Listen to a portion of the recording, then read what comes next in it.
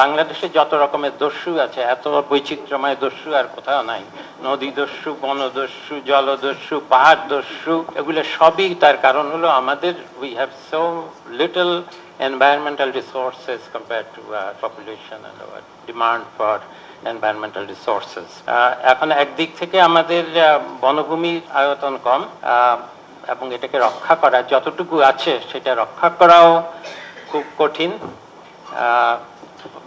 এখানে বন বিভাগের কর্মকর্তা চিফ এগ্রিকালচার আছেন, তিনি তো তার বন এলাকা নিয়েই চিন্তা করেন, কিন্তু এর বাইরেও তো অনেক গাছ বৃক্ষ বহু জায়গায় আছে। এই যে চা বাগানের গাছের সেই খুবই দরকারি। এই চা বাগানের গাছগুলো তো বনদস্যুরা সব নিয়ে যাচ্ছে, বিশেষ করে যেগুলো বা সরকারি চা বাগান, এবং যে কারণে চায়ের উৎপাদন কমে যাচ্ছে তার একটা কারণ হলো যে তাদের সেই চলে যাচ্ছে।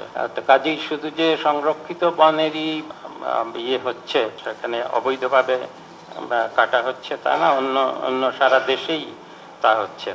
আর অন্যদিকে হলো আমাদের পাহাড়ি জনগোষ্ঠী এবং অন্যান্য জাতিসত্তা বিভিন্ন জায়গায় ছড়িয়ে আছে। মধুপুর, সিলেট অঞ্চলে, উত্তরবঙ্গে যারা বনাঞ্চলে থাকে বলেই তাদেরকে ফিলিপ গাইনের আমি প্রবন্ধ পড়েছি, যদিও ছিলাম না। ফিলিপ গাইনের যে শেষের কথা বনজীবী মানুষ কি চায়, আমি সেখানটাই ভালো করে পড়ে আমি তার উপরেই মন্তব্য করব। কিন্তু যে কথাটা বলছিলাম যে এই যে জনগোষ্ঠী, ক্ষুদ্র জাতিসত্তার জনগোষ্ঠী এবং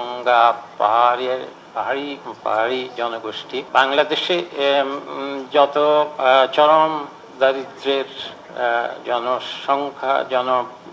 জনসংখ্যার মানুষ আছে তার মধ্যে এরা অন্তর্ভুক্ত।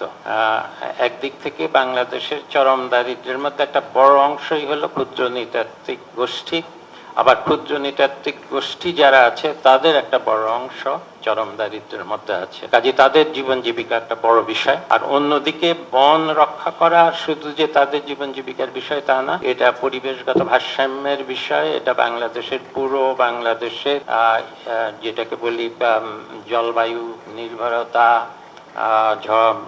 ঝড় সাইক্লোন থেকে রক্ষা, পরিবেশ বায়ু দূষণ থেকে রক্ষা, এই সব কিছুর জন্য প্রয়োজন।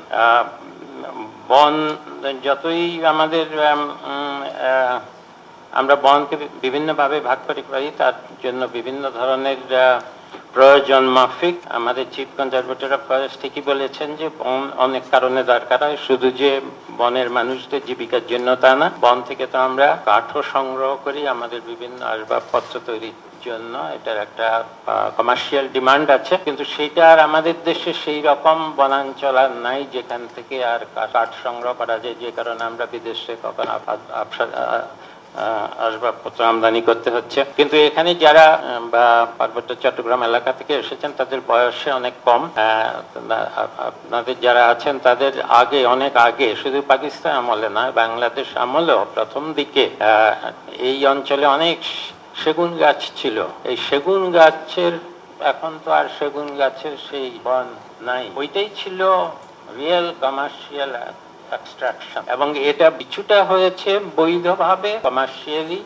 এখান থেকে কাঠ সংগ্রহ করা বাংলাদেশে একমাত্র, এটা বার্মা টিক না, এটা আমাদের বাংলাদেশের টিক, অত ভালো না কিন্তু তবু ভালো। সেই টিকের যে কিছু আসবাবপত্র এখন দেখা যায় সেটা ওই অঞ্চল থেকেই এসেছে, কিন্তু এর বেশিরভাগই এসেছে অবৈধভাবে।